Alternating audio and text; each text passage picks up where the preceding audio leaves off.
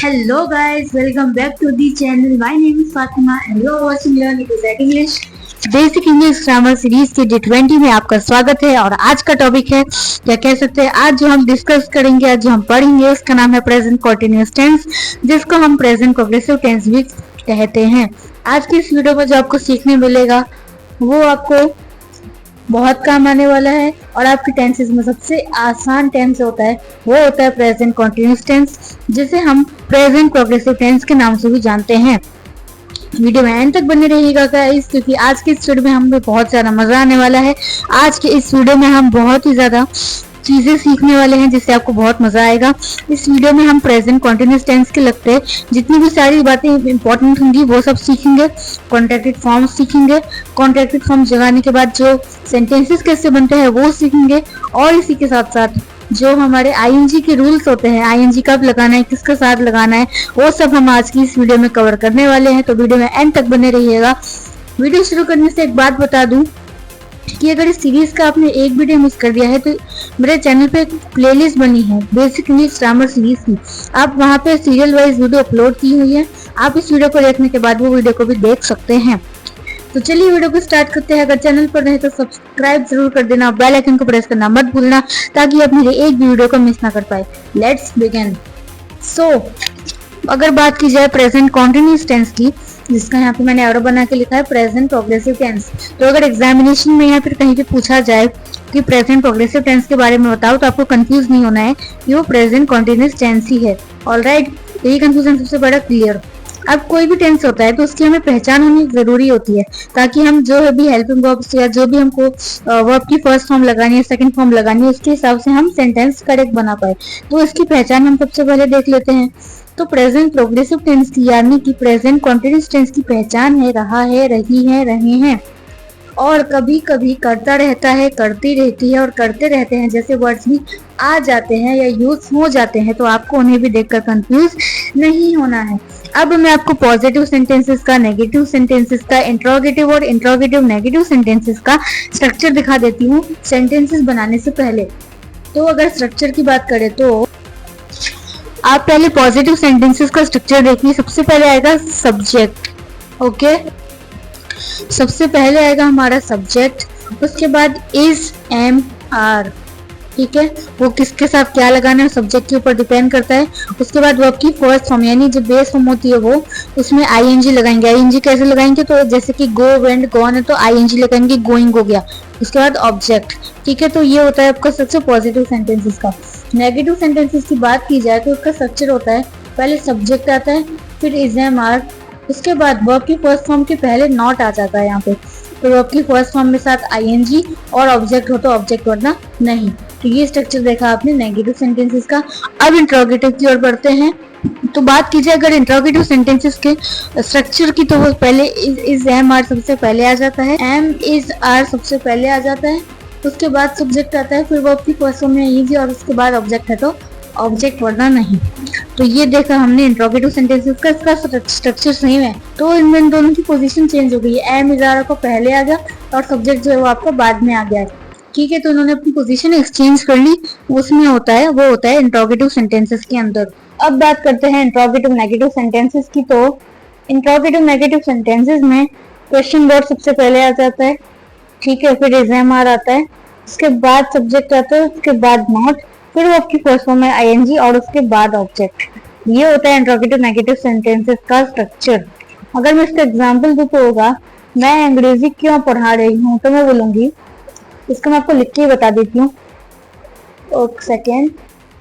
तो मैंने लिखा मैं अंग्रेजी क्यों पढ़ा रही हूँ, वाई क्वेश्चन वर्ड सबसे पहले, उसके बाद एम, उसके बाद आई सब्जेक्ट जो, उसके बाद नॉट। ये मैंने इंट्रोगेटिव सेंटेंसेस बनाए हैं क्वेश्चन वर्ड वाले। अगर मैं इसको बनाऊंगी तो मैं बोलूंगी why am I not teaching English, मैं अंग्रेजी क्यों नहीं पढ़ा रही हूँ, why am I not teaching English. अब मैं आपको एग्जांपल देती हूँ, सेंटेंसेस देती हूँ ताकि आप अच्छे से समझ पाए। लेकिन उससे पहले ये जो हमने टाइप्स देखे पॉजिटिव, नेगेटिव, इंट्रोगेटिव और इंट्रोगेटिव नेगेटिव, ये तो हम अगर रिटन इंग्लिश के लिए सीख रहे तो हमें पता चल जाएगा, हाँ हाँ ये हो गया। लेकिन अगर हम स्पोकन इंग्लिश के लिए सीख रहे तो हमारे को इतना टाइम नहीं होता कि हम देखें ये कौन सा टेंस है, उसको ट्रांसलेट करे वर्ब लगा के, तो उतना हमारे पास टाइम नहीं होता। तो हमको पता ऐसे ही कैसे मालूम होना चाहिए कि हम देख के ही बता दे कि ये प्रेजेंट कॉन्टिन्यूअस टेंस है। उसके लिए 4 तरह की चीजें होती है जहाँ पे प्रेजेंट कॉन्टिन्यूअस टेंस यूज होता है। लेकिन उससे पहले हम एग्जाम्पल देख लेते हैं थोड़े से, ठीक है। तो एग्जाम्पल देखिए, आई एम स्पीकिंग, मैं बोल रही हूँ, ठीक है। और अगर नेगेटिव में बनाए तो I am not eating food, मैं खाना नहीं खा रही हूँ। I am not teaching English, मैं अंग्रेजी नहीं पढ़ा रही हूँ। ऑलराइट, इस तरीके से अब हम देखते हैं वो 4 कौन सी चीजें हैं जहाँ पे हम प्रेजेंट कॉन्टिन्यूअस टेंस का यूज करते हैं या फिर प्रेजेंट प्रोग्रेसिव टेंस का यूज करते हैं। तो जो सबसे पहला टाइप होता है जहाँ पे प्रेजेंट कॉन्टिन्यूअस टेंस का यूज होता है वो है ये, फर्स्ट नंबर का है happening right now at the time of speaking. मतलब कि जब मैं बोल रही हूँ तभी उस सेंटेंस का यूज हो रहा है।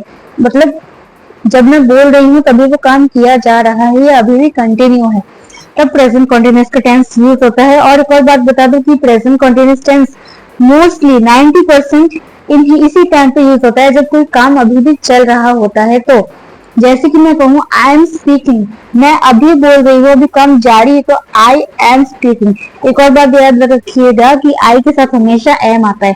ऑलराइट, मैं एक और सेंटेंस बनाती हूँ, you are listening to me, तुम मेरी बात सुन रहे हो, आप मेरी बात सुन रहे हो। You are listening to me, आप अंग्रेजी सीख रहे हो।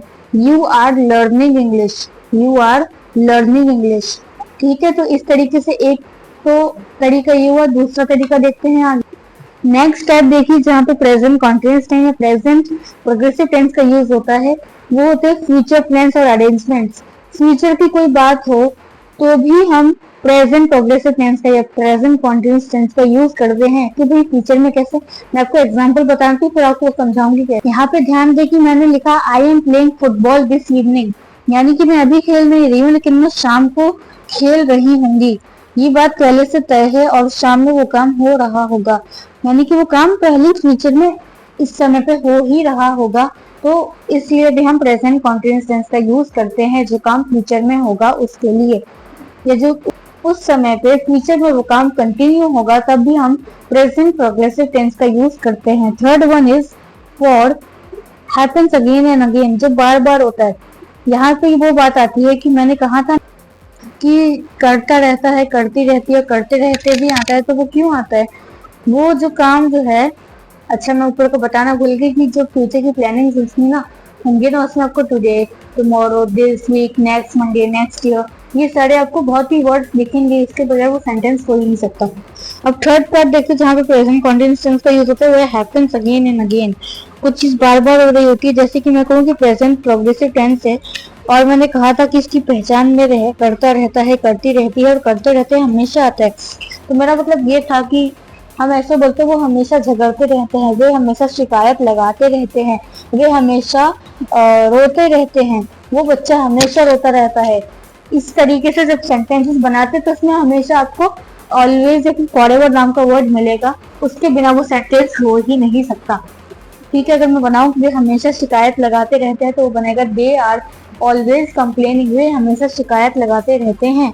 इस तरीके से आप सेंटेंसेस बनाते हैं। लास्ट वाला देख लेते हैं, फॉर टेम्पररी एक्शन, यानी जो काम बस कुछ समय तक चलेगा या कुछ दिनों तक चलेगा, उसके बाद आपको वो काम दोहराओगे नहीं। जैसे कि मैं कहूँ आप पढ़ाई कर रहे हैं, यू आर स्टडिंग, ठीक है, तो आप कुछ दिनों तक करोगे, कुछ महीना तक करोगे, उसके बाद आप जब पढ़ लोगे तो आपको दोबारा पढ़ने की जरूरत नहीं होगी। तो इसलिए भी हम प्रेजेंट कॉन्टिन्यूअस टेंस का या प्रेजेंट प्रोग्रेसिव टेंस का यूज करते हैं। एग्जाम्पल मैंने लिखा है आई एम लर्निंग इंग्लिश, मैं अंग्रेजी सीख रही हूँ, यानी मैं अभी अंग्रेजी सीख रही हूँ लेकिन कुछ समय बाद में सीख जाऊंगी तो फिर मुझे दोबारा सीखने की जरूरत नहीं पड़ेगी, वो काम अभी टेम्परेरी है, आगे चल के मुझे वो दोबारा दोहराना नहीं पड़ेगा। तो ऐसी चीजों में भी हम प्रेजेंट प्रोग्रेसिव टेंस का यूज करते हैं। यहाँ पे आपका एक पार्ट होता है खत्म, दूसरा पार्ट हो जा रहा है शुरू। Rules of adding ING, ING लगाने के क्या रूल्स है, कैसे हैं, वो सब हम आगे डिस्कस करने वाले हैं। वीडियो में एंड तक बने रहना, इस वीडियो में आपको गोल्डन टिप्स मिलने वाली हैं। Let's move ahead. तो अब हम बात करेंगे कि आईएनजी लगाने के लिए रूल्स कौन कौन से होते हैं, किस वर्ड के साथ आपको कहाँ और कैसे आईएनजी लगाना है और कैसे नहीं। सबसे पहले बात की जाए तो verbs that end in E, remove E and add ING. वो वर्ड्स जिनके एंड में ई आता है, अगर ऐसा कोई वर्ड है तो उससे उसका जो ई लगा है लास्ट में उसको रिमूव कर देना है, यहाँ पे आईएनजी ऐड कर देना है। फॉर एग्जाम्पल लिव में ई लास्ट में था, मैंने ई को हटा के आईएनजी के साथ रिप्लेस कर दिया, बन गया लिविंग। ठीक है, अगर मैं इसी तरह से लिखूं डाई,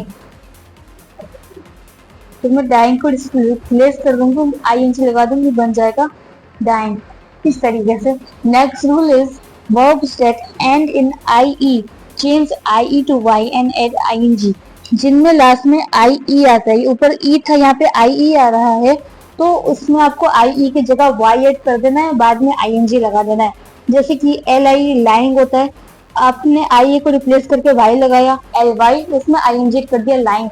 इस तरीके से डाई का भी होता है, डाई का भी होता है। ऑलराइट, रूल नंबर 3 की बात की जाए तो verbs that end with consonant plus vowel plus consonant and stressed double the last letter and add ING. जैसे कि एग्जांपल देखो, बी कॉन्सोनेंट है, वॉवल या कॉन्सोनेंट क्या होता है ये मत पूछना है आप। तो बी कॉन्सोनेंट है, ई आपका वॉवल है, जी फिर से कॉन्सोनेंट है। तो इसमें क्या कह रहा है, जो पहले वर्ड में कॉन्सोनेंट है, फिर वॉवल है, फिर कॉन्सोनेंट है, तो आपको ना, और उसमें जब हमने वर्ड पे जोर दिया जाए, यहाँ पे हम बैग पे जोर डाल रहे, वजन दे रहे, तो लास्ट वाला जो डिजिट है उसके आपको नंबर लास्ट वाला जो डिजिट है उसको आपको डबल कर देना है, उसमें आईएनजी ऐड कर देना है। जैसे कि बी कॉन्सोनेंट, ई वॉवल, जी कॉन्सोनेंट, लास्ट वाला डिजिट क्यों बोल रही हूँ, वर्ड लास्ट वाला वर्ड जी है तो उसको हमने डबल कर दिया और साथ ही आईएनजी ऐड कर दिया, बैगिंग। इसी तरीके से बिगिन की बात करें तो ठीक है, तो G consonant, Y vowel, N consonant. ठीक है, एन को डबल कर देंगे, आईएनजी लगा देंगे, बन गया बिगनिंग। इस तरीके से हम सेंटेंसेस बनाते हैं। एक और कुछ और एग्जांपल देखिए, स्टॉप्ड, हम यहाँ पे जोर कहाँ डाल रहे हैं, स्टॉप पे, पी पे जोर डाल रहे हैं, तो बेसिकली पी को डबल कर देंगे, आईएनजी लगा देंगे, स्टॉपिंग हो गया। कट, टी जोर कहाँ दे रहे, टी पे दे रहे, टी को डबल करके आईएनजी लगा देंगे, कटिंग हो गया। ठीक है, last but not the least part देख लेना कि अगर कोई स्ट्रेस दिया ना हो, हम सिंपली बोल रहे हो बिना किसी जोर डाले, बिना किसी प्रेशर के, तो कैसे बोलेंगे, अगर कोई प्रेशर नहीं दिया जा रहा, कोई स्ट्रेस नहीं है, तो आपको सिंपली डबल कर देना है नंबर को। नंबर आ रहा है मेरे दिमाग में, नो डबलिंग, आपको डबलिंग नहीं करनी है। ठीक है, सो ओपन, इसमें कोई प्रेशर नहीं दिया तो सीधा लिखिए ओपनिंग, आईएनजी लगा देंगे, ओपनिंग। एंटर हम सिंपली कह रहे हैं ना, तो इसमें भी एंटर, आईएनजी, एंटिंग। ठीक है, यहाँ पे आपका सेकंड प्रॉप भी होता है खत्म। अब बात करते हैं कॉन्ट्रैक्टिव फॉर्म की। तो आई एम की कॉन्ट्रैक्टिव फॉर्म होगी आई एम। इसमें सिर्फ आपको हर चीज का जो भी जिसकी भी आप बात करेंगे सबका आपको पहला लेटर हटा देना है, सबका आपको पहला लेटर हटा देना है और उसकी जगह पे आपको एपोस्ट्रोफी लगा देनी है। आई एम की बात करें तो ए हटा दिया, एपोस्ट्रोफी एम। शी की बात करें तो आई हटा दिया, शीज। ही की बात करें आई हटा दिया, इज, हीज। इट की बात करते हो इट्स, योर की बात, यू आर की बात करें तो योर, इसको प्रोनाउंस करते हैं योर। वी आर की बात करें तो उसे कहते हैं वियो, वियो। दे आर की बात करें तो उसे कहते हैं दियो।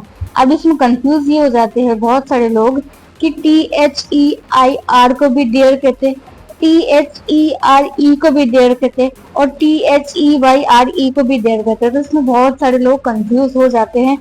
ऑलराइट, अब आगे बढ़ते हैं। ये तो थे पॉजिटिव सेंटेंसेस, आगे नेगेटिव सेंटेंसेस भी है, ये बहुत इंटरेस्टिंग है। ठीक है, तो इसमें क्या हो, जैसे सब में आई हट रहा था ना, उनका सब पहला वर्ड लेटर हट रहा था, इसी तरह से इसमें बीच का लेटर हटेगा। इज नॉट है तो ओ हटा के एपोस्ट्रोफी टी लगाएंगे, आर नॉट है तो वो हटा के आर एन कर देंगे, इसको प्रोनाउंस करते आर एन, आर एन,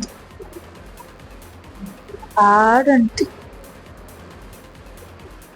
ठीक है, और अगर एम नॉट की बात करें तो उसे कहते हैं एट, एंट, एंट, AINT, एंट। ऑलराइट, अब कॉन्ट्रैक्टेड फॉर्म्स के मैं आपको जरा सेंटेंसेस बता देती हूँ ताकि आप बिल्कुल भी कंफ्यूज ना हो। चलिए अब देखते हैं कुछ सेंटेंसेस कॉन्ट्रैक्टेड फॉर्म्स के ऊपर। ही स्लीपिंग पॉजिटिव है, इसे एक से वर्ड को आप 3 दफा लिख सकते हैं। मैं आपको बताती हूँ कैसे लिखोगे आप। तो मैंने यहाँ पे 4 लिखे। पहला वाला है ही इजंट स्लीपिंग, वो नहीं सो रहा है। ही इज स्लीपिंग पॉजिटिव है। He is not sleeping already यहाँ पे दिया हुआ था, और he is not sleeping, he is not sleeping. तो एक ही सेंटेंस को आप 3 से 4 बार बना के लिख सकते हैं। नेक्स्ट सेंटेंस देखते हैं। एम आई स्टैंडिंग, क्या मैं खड़ी हूँ। एम आई नॉट स्टैंडिंग, क्या मैं खड़ी नहीं हूँ। पॉजिटिव बनाया फिर नेगेटिव बनाया। And I am standing, alright. अब लास्ट वाला है आई एम स्टैंडिंग, ठीक है। सॉरी, लास्ट में भी 2-3 और है, नीचे वो भी देख लेते हैं। They are going home tonight, वे आज रात को घर जा रहे हैं। ये वाला कौन सा सेंटेंस है, फ्यूचर वाला। क्यों, क्योंकि अभी वो रात को घर जाने वाले हैं, लेकिन अभी थोड़ी गए हैं, रात को वो चले जाएंगे। वो फ्यूचर में ऑलरेडी डिसाइडेड है, इसलिए फ्यूचर वाला सेंटेंस है, ठीक है। शी इज ऑल, यहाँ पे she is always laughing, she is always laughing, वो हमेशा हंसती रहती है। तो यहाँ पे मैंने कौन सा बोला था आपको, वो जो है ना करता रहता है, करती रहती है, तो यहाँ पे वो वाला लागू हुआ है। और लास्ट वाला है are you preparing for your exams, क्या तुम अपने एग्जाम्स की तैयारी कर रहे हो। तो ये था इंट्रोगेटिव वाला। Alright guys, that's all for today. I hope आपको आज के इस वीडियो में बहुत मजा आया होगा और आपके सारे के सारे कॉन्सेप्ट प्रेजेंट कॉन्टिन्यूअस टेंस को लेकर क्लियर हो चुके होंगे। मैं मिलूंगी आपसे डे नंबर 21 में पास्ट प्रोग्रेसिव टेंस के साथ। वो वीडियो आपको बिल्कुल भी मिस नहीं करनी। Thank you so much for watching. Bye bye.